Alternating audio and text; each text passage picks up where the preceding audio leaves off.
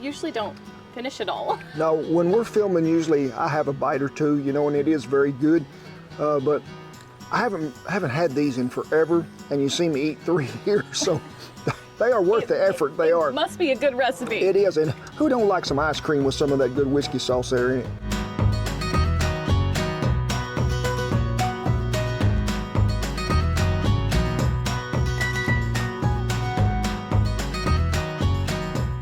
Hey, welcome back to the wagon, and what are we talking about? An old classic dessert, apple dumplings. Now, some of y'all may have made apple dumplings with Mountain Dew. You may have, but we're going with the adult version today. So in will come the apple crown, in will come the cinnamon whiskey. And folks, you need to know, this stuff will boil out. It ain't just like you're taking a drink, but this is an old classic dessert that's been around forever and ever. We're just gonna change it up. And I got faith in you, and I want each and every one of you watching, you can cook this outside. Get yourself a Dutch oven, get out there, we're gonna walk you through the steps. It's very easy to do. I'm gonna tell you this, I have turned the knobs here, and we have Bertha on medium high. We do, because she's burning one side of my leg. Half a stick of butter in there melted. We gotta make the wet first. A lot of people don't do this. They just pour all this right on top of the apples and stuff. But folks, we need to cook this down to let everything sort of blend. So a little light brown sugar, some white sugar, a little cinnamon, some Mountain Dew. We gotta save about that much because Justin Wilson says. Do you like Mountain Dew? Occasionally. It's got a lot of caffeine in it, sort of like running on high octane. So we're gonna set that right over and have it to celebrate here in a minute. Will she melt? No, not right there, she won't. Apple crown, but also, what? A little cinnamon whiskey, the same amount. Okay, now if somebody Now, didn't if you want don't to want do to the use, alcohol, could you just leave it out and put more Mountain Dew in? yeah, just use a whole bottle of Mountain Dew and you'll be good. But we gotta let this simmer, all that sugar and stuff in there. As this begins to cook in a Dutch oven here, it's gonna thicken some, just like a syrup. To me, there's nothing better than the smell of cinnamon and sugar going together. But folks, we're gonna let it simmer probably about 5 minutes just here on the low side of Bertha, just to where all them flavors are blended well. Then we'll get to going to making apple dumplings. Everybody would say use a Granny Smith apple, not an Uncle Fred apple or Aunt Alice's, but Granny Smith. Why? Because there is a little tartness in a Granny Smith apple, but also it is one of the firmer apples that's going to stand up to this. So when you get it baked, it's just not a mush. I used to make a lot of apple cobblers on ranches for cowboys, and it would just peel apples all the time. But dessert time to cowboys is like the coup de grace, something like that. I don't think that's the right word. Coup de grace. Coup de grace. Coupe? Coup de grace. I think somebody on Google will probably tell me that ain't how you pronounce it. Coup de grace. So let's get these apples peeled, but I'm gonna tell you dessert time for cowboys on ranches. Me and Shan, we tried to founder them. Now, if you don't know what that means you eat so much you can't hardly get up. I always tell people when you get through with a really good meal, I feel like a foundered dead carp laying on a beach, sunny side up. They come to know and expect it when we're feeding them on ranches that this is really good, this steak we're having, but I wonder what they made for dessert. And we usually do dessert for lunch and dinner. Yeah, when you take a lid off something, you can see it in their eyes, like a sense of, they're like home. It's like comfort. And that's what it's all about for me and Shan, especially one of the first ones I was on down south of Abilene, Texas. And I was peeling apples one day, and some of them old timers was gathered around, sitting in chairs around the wagon, because they never would come on the fly unless you invited them. And I had all them apple peelings, and I just had them in a bowl and was fixing to just pitch them out there somewhere. And I heard one of them say, that'd make a good poor man's apple pie right there. And I remember talking to my mother and stuff, and they would save these apple peelings, and she would sweeten them some, but this would be the actual fruit that was in the cobbler. When you cook these, they just cook down and nearly fall apart, but you're getting a lot of sweetness too. On the ranch, we tend to use everything we can. And we're not gonna make poor man's apple pie, but I guarantee you there'll be a possum or a raccoon or even some old wild turkeys come by and they'll be thanking us for this. So there you go. Hope y'all enjoy. And just slice them in half first.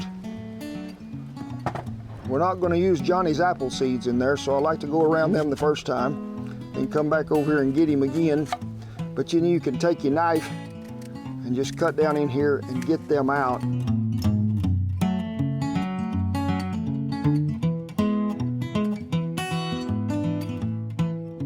peel and slice 3 to 4 apples. You seen I had a lot in that pot, but hey, I got some folks coming later on today, so I'm just gonna cook all these after a while. That's why I sliced them all. But you use 3 to 4, because we're gonna need 16 pieces, and I'm not talking little bitty pieces. I'm talking something that's a pretty good bite of apple, because this is gonna get rolled up in one crescent roll itself. Get you some crescent rolls. Mage says he is ready. Get them out of this Whack-'em can. Just get these separated out here. When you go to cook these, and you've seen 1,000 people recipes, they just roll them up here and just keep rolling. But folks, you can't go wrong with a little more flavor everywhere. So just give it a little dusting. It's really hard for me to do in the wind.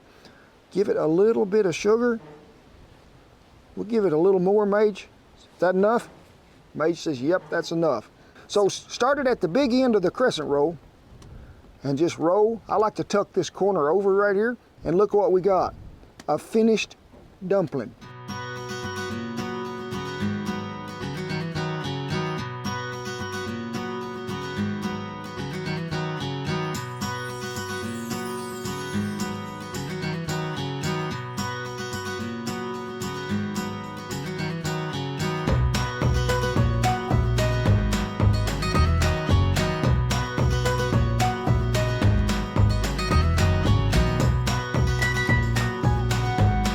Well, we have greased us a deep 12-inch oven. Now, if you're doing this in the house, preheat your oven to 350 degrees and get you a 9 by 13 casserole dish. Grease it really well with some butter spray, whatever you got. But I'm gonna have to put some of these in a shallow tin. If you had a regular 12-inch Dutch oven, you could do that and probably get them all on there, but you don't want to crowd these. So explain to me why you lose space in a deep Dutch oven versus a shallow. In a straight shallow 12, the walls are pretty straight as it comes down. In a deep 12, it's tapered to come out just a little, so there's actually less cooking surface in the bottom of it than there is the other. Now we're just going to take our sauce, pour over here to make sure they're about half covered in each one of them. We're going to reserve just a little for serving to where we can pour it over that ice cream and everything. So hey, let's get to cooking, because me and Mage is hungry.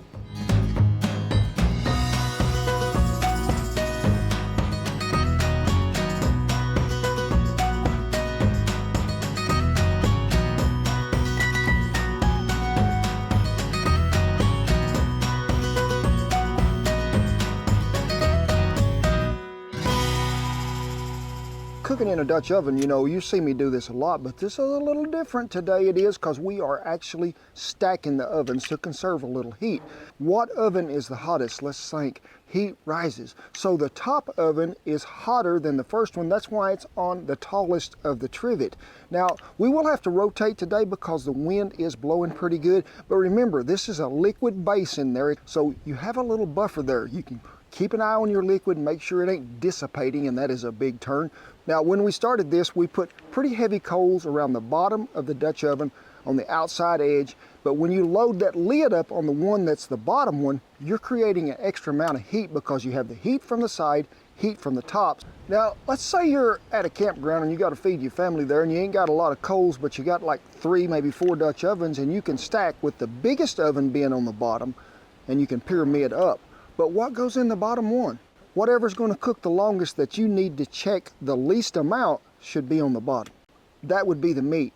Then next you could go with that casserole even, or even your potatoes, but the dessert always goes on the top, or bread, because that way you can see it, you know what's happening, and if you need to, you can juggle. You can rotate ovens back and forth. Do it with both hands, get them in there. But always remember, whatever's going to cook the longest needs to be on the bottom.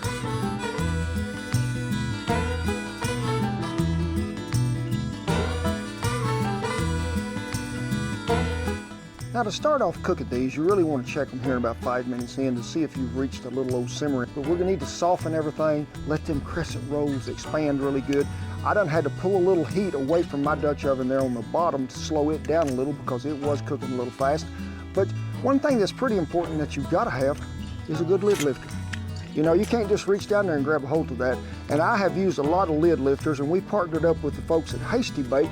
And this thing, folks, will save your life cooking. I mean, it'll grab a hold of something, you're not gonna drop it. And a tip I'm gonna give you right now, if you're cooking in the Dutch oven and the wind's blowing, don't take the lid off going toward the wind. Take the lid off the other direction.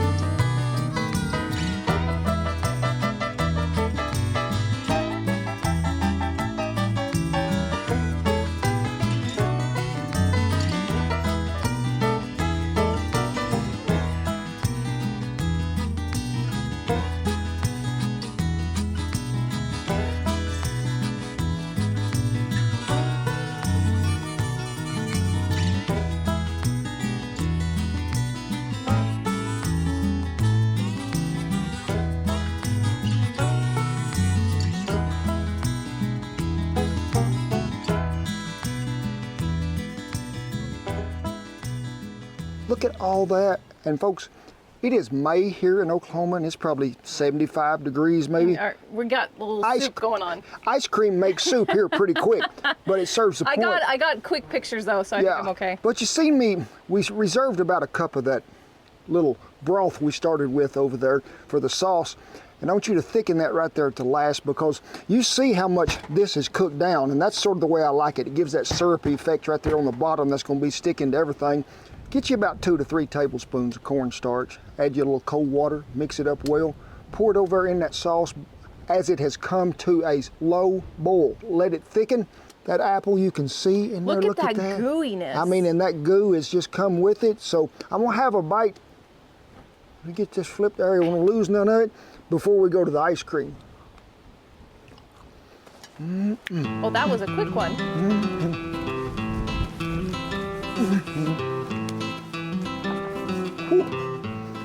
Folks, everybody in the neighborhood will be saying, can I have this recipe? Let's get this before the ice cream disappears. Oh, another dance?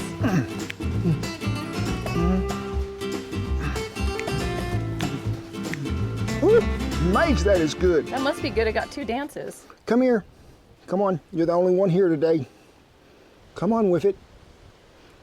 Well, you see me was cooking along there. I come over here and got me a fork out of the junk box and went over there. You can lift that bottom up. Remember, there is a liquid under there. If you'll pay attention and not run out of all your liquid that you're cooking with, you're not going to burn the bottom of that, because you're sitting in a bath, you are.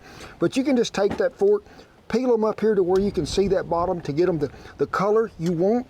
That top oven was cooking pretty fast, so I took it plumb off to slow down there just a minute, and the top was as brown as I needed it to be. But right there at the last, I needed for that juice to thicken up even just a little more in the bottom, so I just set it right directly back on there to give it a flash of heat to where we could get that good, thick caramelization that we need out of this juice there in the bottom. We thank y'all so much from the bottom of our heart for tuning in on every one of our videos. We just ask you to be sure, share with your neighbors the video, let them know that it's going on, because who don't want to make some of these apple dumplings? And remember what I told you, I'm counting on you to make them.